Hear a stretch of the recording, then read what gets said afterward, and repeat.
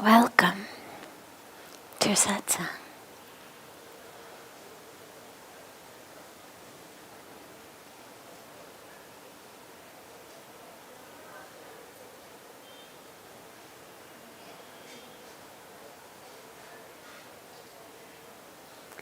So beautiful to be together as always.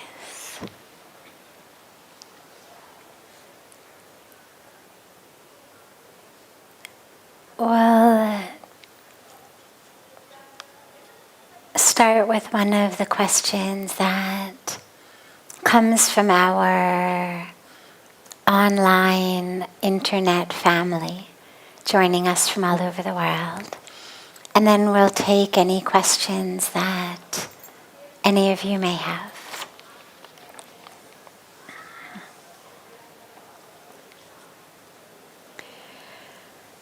How to forget the past.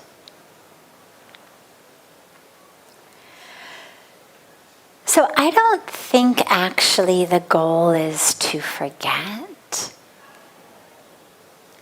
Our memory is a good thing. You know, I'm 52, and so most of my friends from growing up, most of my new friends since I've been an adult, tend to be around my age. Many of them are even a bit older. And one of the topics of conversation that goes around a lot is, oh my God, am I losing my mind? And whether it's sort of age-related, everybody worried about early onset Alzheimer's or dementia or menopausal brain melt or whatever it may be, this is a conversation that tends to happen a lot of, oh my God, where did my memory go?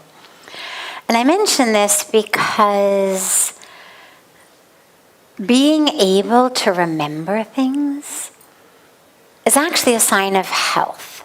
So I don't think the goal is to forget our past, but simply to unhook the emotional charge behind some of the things that have happened. The memories themselves, in many ways, build the lessons that we have for today. You don't want to live in the past. Our meditative practices, our spiritual practices are all about be in the present moment. When we meditate, our mind goes either to the past or the future. We bring it back to the present. The techniques around working healthily with your mind are all about staying out of the past, out of the future, staying in the present, in the moment. But that doesn't mean that we forget the past or that we don't plan for the future. That which we learned in the past, that we've experienced in the past, it forms the lessons we have now. If you get up in the middle of the night to go to the bathroom or get some water and you stumble over a chair or a table, let's say, in your living room or in your bedroom, well, the fact that you can remember that the next morning is really good because it's going to inspire you to move that chair out of the way so that you don't stumble over it again the next night.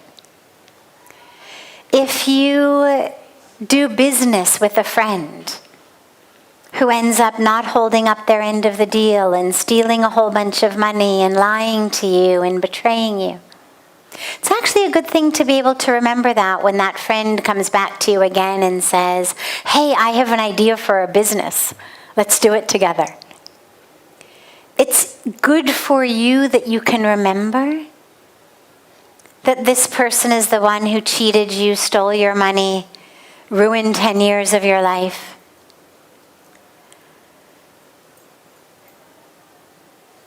Learning from our past is how we grow. The experiences we've had form in many ways the subconsciousness of us, the autopilot of us, the habits of us. So if you're ever wondering, God, why am I like that? Why do I get upset about this? Why do I worry about that? Why do I always react in this way? If you go back into your past, chances are you're going to find the reasons for that. So don't forget the past. Don't try to push memory out. Because actually all that does is burn it straight into your mind. The more you try not to think about something, the more you think about it. So if I say, close your eyes right now, think about anything except elephants. Whatever you do, just don't think about elephants, okay? Anything but elephants. Just no elephants. Like, get elephants out of your mind, okay? All right, open your eyes. What did you think about?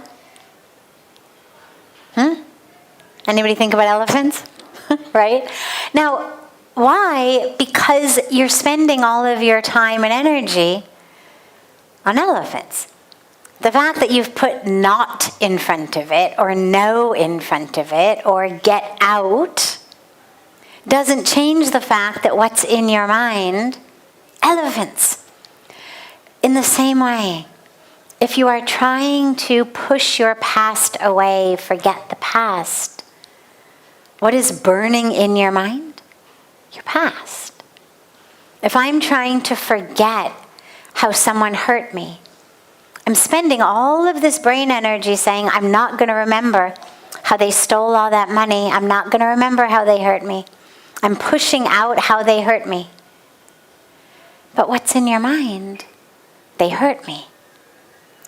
Instead, all we need to do is unhook the emotional charge to it. Okay. They stole the money, they ruined the business, they lied, they cheated. Can I remember that factually without losing myself in anger or pain or resentment? That's the key. It's not forget what happened. It's free yourself from the emotional baggage of it. And the way that that happens is we let go and we forgive. We let it go. We let it go into Mother Ganga. We let it go into the fire ceremony. We let it go into the universe.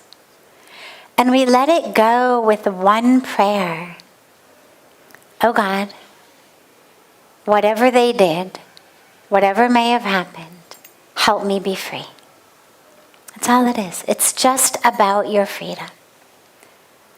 Help me no longer be stuck in that. Because anger makes us stuck. Grudges make us stuck. Resentment makes us stuck. Pain makes us stuck. Guilt makes us stuck. So whether it's what someone else did or what you did, we're stuck with all of it. And so we let it go. Whatever happened, it happened, okay. I forgive. I forgive you for your ignorance. I forgive myself for my own ignorance.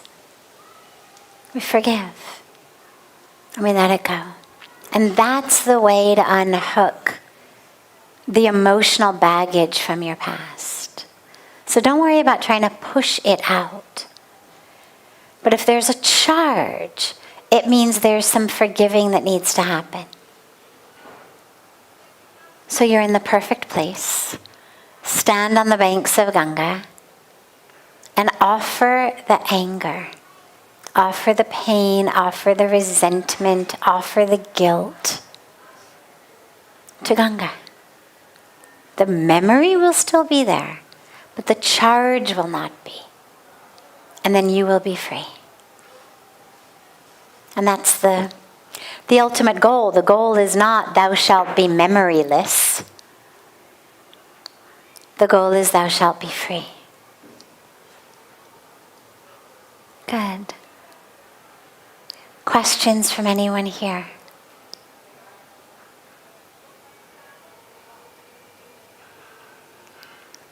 Yes.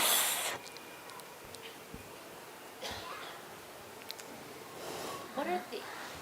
Is it on? Yes. What are the... It's on, but it's got its special angle that it requires. There you go. Yeah, I think. Yeah. What are the consequences of turning off? So, for example, if... Just one sec. Can you hear her in the back? Not so much. So, there we go. So what are the consequences of turning off? So for example, if in the West I drink milk and I know that it causes harm to the cows, to the babies, to that whole relationship, yet I like milk, so I decide to just turn that switch off. What are the broader Okay, good. consequences? So she asked, what are the consequences of turning ourselves off? So today being World Vegan Day, I had spoken in the Arti about not drinking milk. Unless, of course, you're living in a traditional situation where you've got a cow in your house and the cow is treated like a member of your family and cared for and loved, and you would never dream of killing the cow just because it no longer gives milk. And unless you're living in that environment, as very, very traditional Indian families did, milk is violence. And so she said, well, what if I hear that and I know that, but I like drinking milk? And so when I go to buy milk, I have to turn off that information about how harmful it is. What are the repercussions, the consequences to ourself when we have to turn off?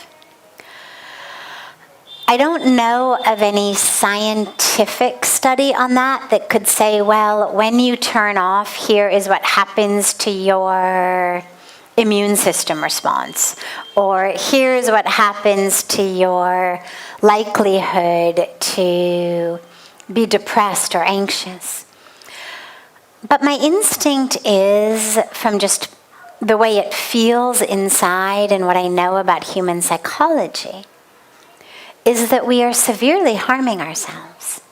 Any way in which we restrict our consciousness, restrict our awareness, restrict our ability to be human, we're harming ourselves.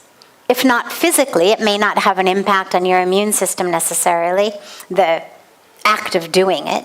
The milk will, but the act of shutting yourself off may not.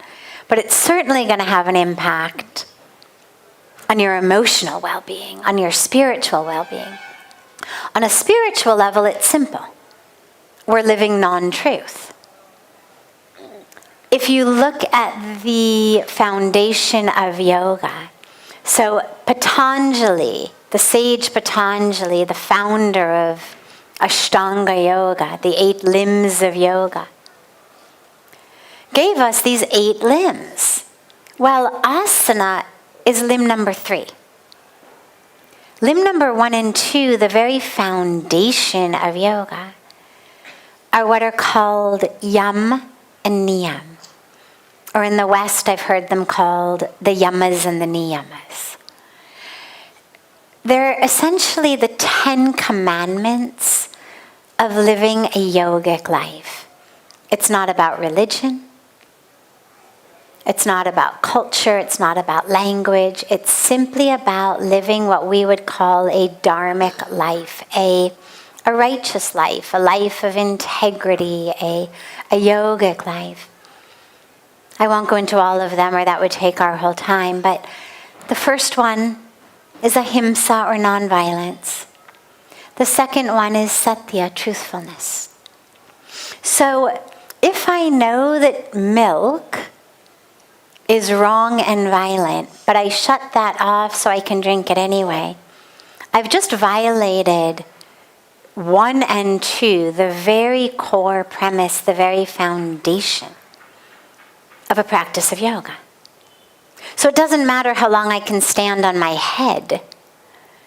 If I violated the very core foundation, then it becomes what we would call acrobatics or calisthenics or 100 other things, but not yoga. It's only yoga if it's founded upon yam and niyam. So the spiritual answer is easy. You've essentially shot yourself in the spiritual foot. You've handicapped your ability to rise spiritually if you are quite purposefully living in untruth, and especially untruth that allows violence to happen through you. It's the same things, by the way, that we told ourselves in America when slavery was legal. Oh, black people don't feel pain. I mean, if you read the stuff, the propaganda that was used to continue for slaves to be legal, your jaw would hit the ground today. You wouldn't know whether to laugh at the absolute absurdity or to just sob at the inhumanity. I mean, literally things like, they don't feel pain. But we come up with all kinds of rationale to do what we want to do. But when you are living a life in which your choices require you to tell such violent untruths about people of a different color, people of a different race, people of a different religion, people of a different sexual orientation, different species. If we need to tell ourselves lies about who feels what, oh, I know they don't feel. Well, of course they feel. Pick up any science textbook. They've got nervous systems. Of course they feel. But we tell ourselves these unequivocal untruths, undeniable untruths, just to enable us to continue to live the way we want to live. It's like buying things that are being produced in sweatshops. Nobody wants to hear about it. But that doesn't change the fact that our consumer clamoring for more and more and more, cheaper, cheaper, cheaper, isn't keeping women and children in third world countries working in sweatshops. But we don't want to think about that. So we go out and we shop till we drop, feeling very good about all the sales and the bargains we got. Really deliberately not thinking about where that may have come from, what sort of corners had to be cut by the producers in order to sell it to me so cheaply. I mean, think about fast food restaurants. I don't know the prices in India because even though I've lived here almost 30 years, I've never eaten out. But in America, you can walk into a place like McDonald's or Burger King or whatever it is, and at least when I was growing up, you could get a hamburger, a cheeseburger, a Big Mac for, 69 cents. And it would cost you several dollars to buy the salad there. Would cost you $15, $20 to walk into the restaurant next door and get a plate of pasta instead. But we don't ask ourselves, how is it that this meat is so cheap? How is it possible that this is only 69 cents when a plate of pasta is $15?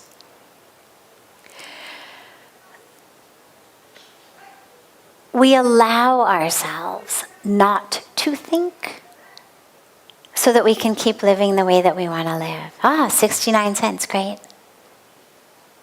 And we don't think about the ramifications. So spiritually, it's obvious how detrimental that is. to live in that kind of illusion and falseness. On an emotional level, I also think it's really detrimental, because even if you're not on a spiritual path, we all want our heart to be open. If our heart is closed, we cannot love. We cannot receive love. We cannot live in joy and ecstasy and peace. I mean, if our hearts are closed, we are lonely and miserable. But if I need to push away the truth of the world in order to live how I want to live, I've got to close my heart. Whether to the women and children in the sweatshops, whether to the cows and how they're being treated. And so I'm shutting down my heart. I'm also doing one other thing, which is spiritually, intellectually, emotionally, very, very damaging. Which is, I'm teaching myself that I am the type of person who is prepared to overlook untruth when it suits me. I'm giving myself a very detrimental message, which is, if it suits me, I can look the other way. And what that means is my entire self-identity shifts into, I'm one of those types of people. I may like it, I may not like it, I may be proud of it, I may not be proud of it, but either way, I know what I've done. Consciously or subconsciously, my inner knowing knows exactly the truth I have pushed away. Which means when I think about myself now, I'm not a warrior for truth, a warrior for love, someone who embodies that. I'm now someone who, if it suits me, I can look the other way. And that is not the type of self-identity that you want to have, because that becomes what we call a slippery slope. And then you start to discover that you can look the other way for other things, because, hey, I'm the type of person who looks the other way. And for anyone on a path of spirituality, we've got to be committed to truth at all costs. At least with ourselves. With others, Bhagavan Krishna tells us in the Gita that right speech, what he calls tapas of speech, is that which is true, but also kind and beneficial. So when you're telling something to someone else, you have to also ask yourself, well, it may be true, but is it also kind and beneficial? And if not, we don't speak it. But in terms of ourselves, it has to be truth at all cost. Truth at any cost, whatever it may be. Full truth, complete truth, we like it, we don't like it. It's convenient, it's not convenient. Otherwise, how can we live? How can we live if we're lying to ourselves? So, yeah, I think the internal repercussions of consciously shutting yourself off are very, very damaging. And this is why, by the way, on the subject of vegetarianism,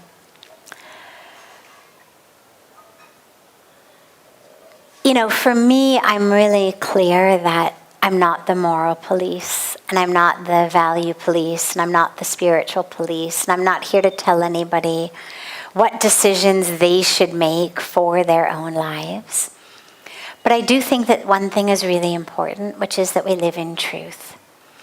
And an incredible leader and warrior and hero, really, for a movement, not only of vegetarianism and veganism, but of love and care and truth, is a man named John Robbins, who's just a hero of mine. And he had a beautiful line that I read, God, I was still a teenager. And he said, if you ever doubt whether you are meant to eat meat, Because sometimes they say, humans, we need it. We're supposed to have this. We need that. He said, look, if you ever doubt, he said, don't take my word for it. He said, when you see a cow walk by on the road, do you salivate? Does your mouth produce saliva when you see a cow or a chicken clucking along the side of the road? Or a pig on the side of the road?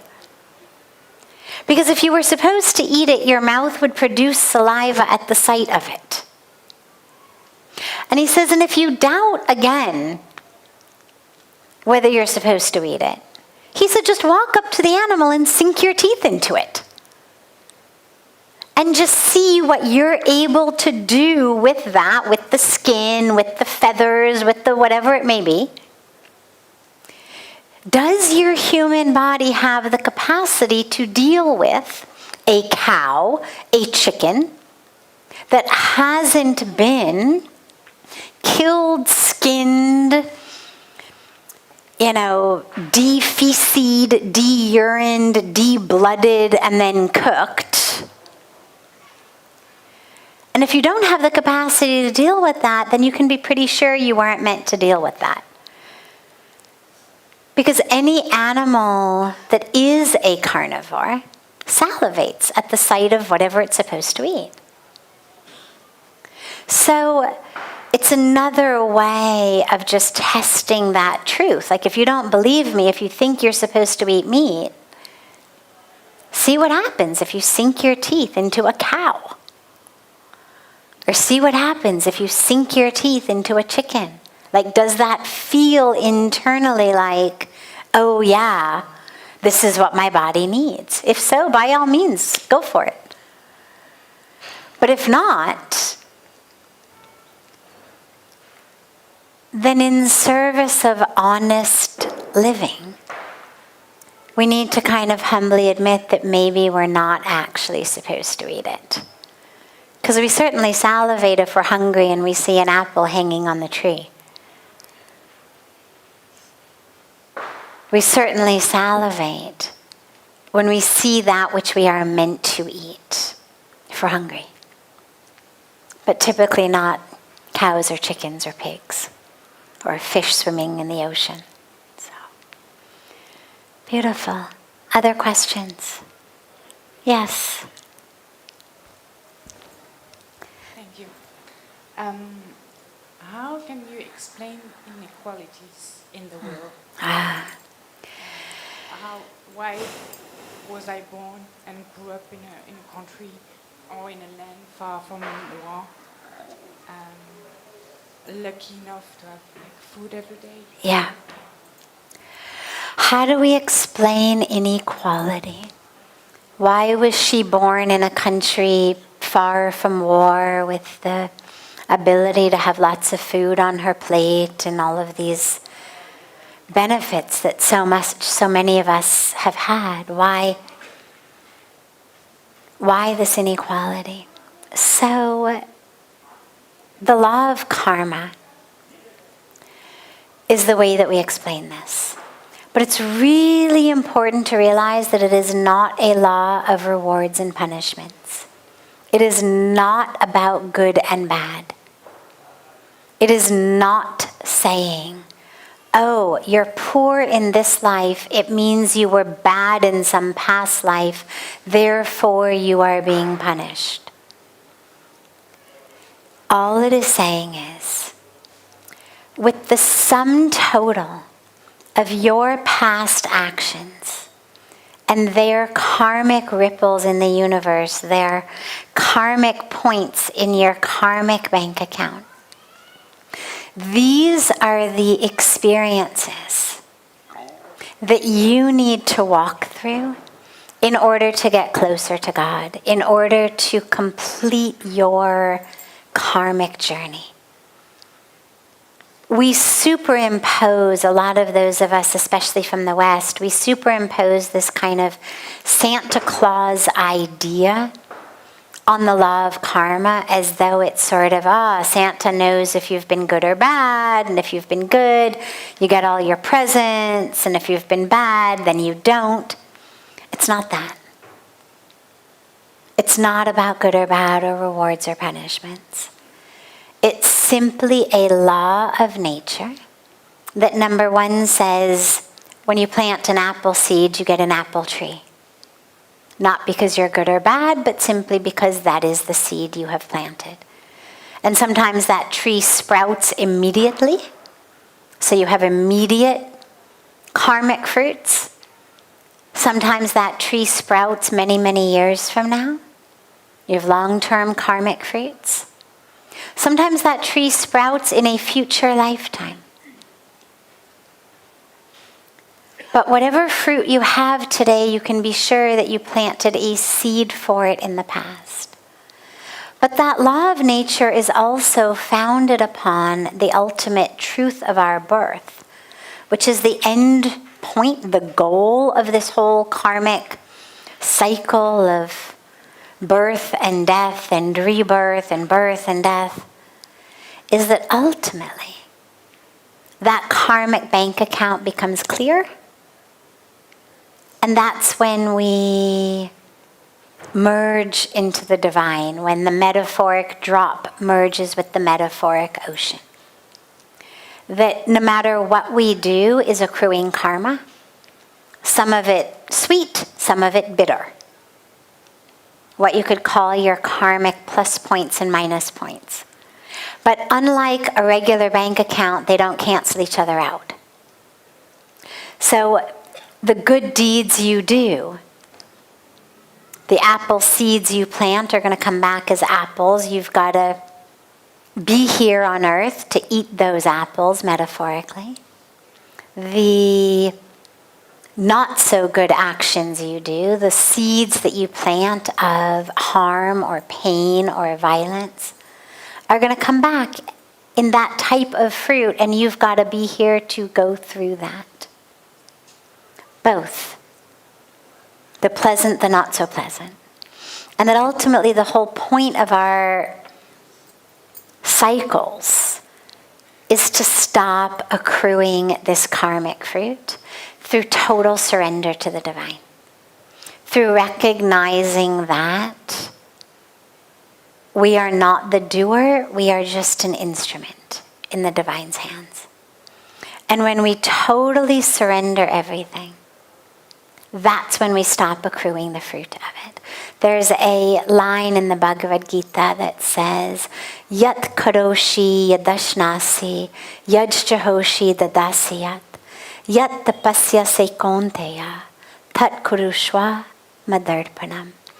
And it means, whatever you do, just offer it to me. Everything you do. Every action, everything you say, everything you eat, everything you perform, everything you speak, whatever you do, just offer it to me. Stop thinking of yourself as the doer. Recognize you are an instrument in the hands of the divine. You are a channel through which the divine flow is flowing. And just offer whatever you do to the divine. So, that is ultimately how we would stop accruing this karma and merge in. But I digressed for a moment. The inequality arises because of these karmic cycles. There are people for whom, due to their karmic past, their next step is to be taken in the environment, in the situation of struggle or of lack or of violence or whatever it may be, in order for them to get closer to God, in order for them to wipe clean their karmic bank account. And for others, their next steps are most conducive to be taken in situations with plenty. But here's what's interesting. That doesn't mean that either of them exists in a vacuum. We are all intricately linked and intertwined. So for example, let us say there is a child starving on the street, begging for food. Well, okay. So maybe the reason that she's in that condition is because of her karmic past. Okay, but I have walked by her. When I see her, compassion flows in me, maybe tears pour out of my eyes. Or maybe, going back to Tiffany's earlier question, maybe I try to ignore her and shut myself off, and I later suffer the consequences of having ignored her and turned off my compassion because it was too painful. But in either case, her sitting there is an important catalyst for me to learn an important lesson. Now she and I are locked. And in the first case, as my compassion flows, maybe instead of just giving her an apple or 10 rupees, I decide that we need to open up a school for poor kids so that they actually have a place to go to school instead of begging on the road. Now, her having been born in that situation served as a catalyst for hundreds of children who otherwise might not have had a school had I not had that reaction to seeing her. So you start to see how everything is interlinked and interlocked.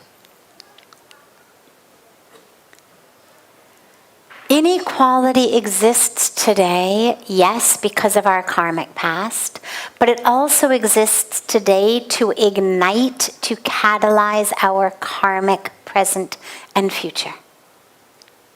We cannot excuse it, accept it, tolerate it, simply because we can explain it and understand it by the karmic past. Karma is not only of the past, it is of the present and the future. And so we must understand it also as that which is there today to catalyze us to think differently, to live differently, to decide differently, to create together a different future. If the inequality were not so dire, if it were not so severe, if those who were discriminated against were not suffering so much, their voices would not be so loud. If their voices were not so loud, we might not hear them. And if we didn't hear them, we might not act. And so it all intersects together.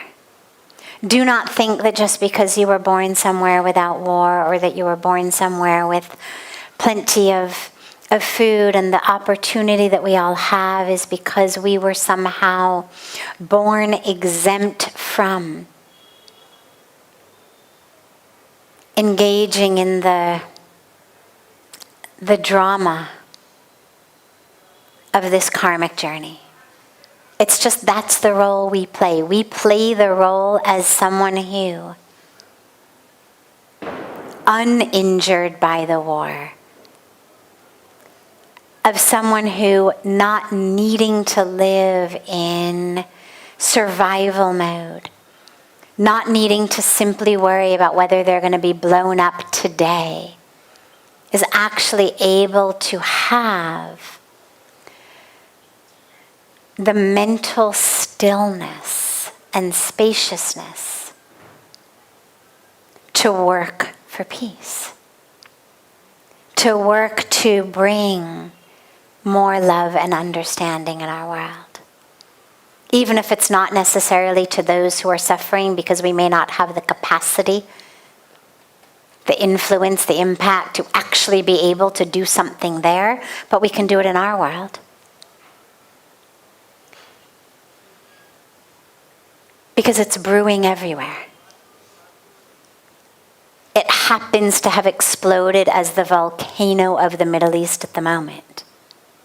But it's brewing in pockets everywhere. There are volcanoes that haven't yet erupted all over this planet. And that's why we need to be instruments, bringing that peace and love. And when we look at the violence and it rips our heart out, it inspires us to serve. It inspires us to act in whatever way we can, to be those instruments of peace. And circling back to that digression I had taken into the Bhagavad Gita and the teaching, as we act, we remember that it's not about us. It's not, oh, me, the great peace builder, or oh, me, the great humanitarian. It's just about us, each of us, being an instrument in God's hands, being the channel through which divine flows in a certain way, in a certain time. And just anchoring in that as much as we possibly can. And anchoring in gratitude that we are not suffering in that way. And just asking the universe over and over again, how can I serve? How can I serve? How can I serve? And keeping our eyes and our hearts open to those messages. Yeah. Other questions? Yes. Thank you. Thank you. How will I control my anger? I'm so sorry, could not hear you. How will I control my anger? How do you control anger? Great. So anger is best prevented rather than trying to be conquered when it's there. But we'll deal with both of them separately. So once anger is already there, how do you deal with it? The moment you recognize it's there, just stop. You might be in the middle of yelling. Just stop. The moment that you realize, oh my God, I've lost myself in anger, just stop. When I was a kid, I imagine the same is true for many of you. When I was a kid, they used to play this game where they would put on music and we would dance or move or whatever. And whenever the music stopped, you had to just immediately freeze in place. Like whatever position you were in, you had to just freeze. And it was fun because everyone was always in kind of funny, wacky positions because they'd been dancing. The moment the music stopped, you froze. And then they would turn it on again and you'd dance and then it would freeze. And you've got to be able to do the exact same thing with anger. The minute the brain registers, oh my God, I'm angry. I'm acting in anger, not just, oh my God, there's an experience of it in me, but I'm acting in anger. Just freeze. You may be worried that the person in front of you is going to think you're very silly, that you're going to somehow lose your footing with them if you admit that you've lost yourself in anger. But don't worry. I guarantee it, they will have much more respect for you if you stop in the middle of a tirade than if you keep doing it.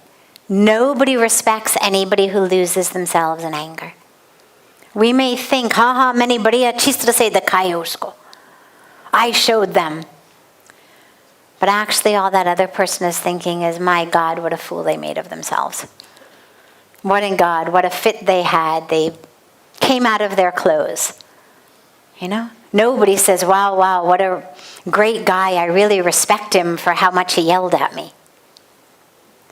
So I promise you, stopping in the middle of it, even though it may feel foolish to you, actually is going to make the other person respect you a lot more.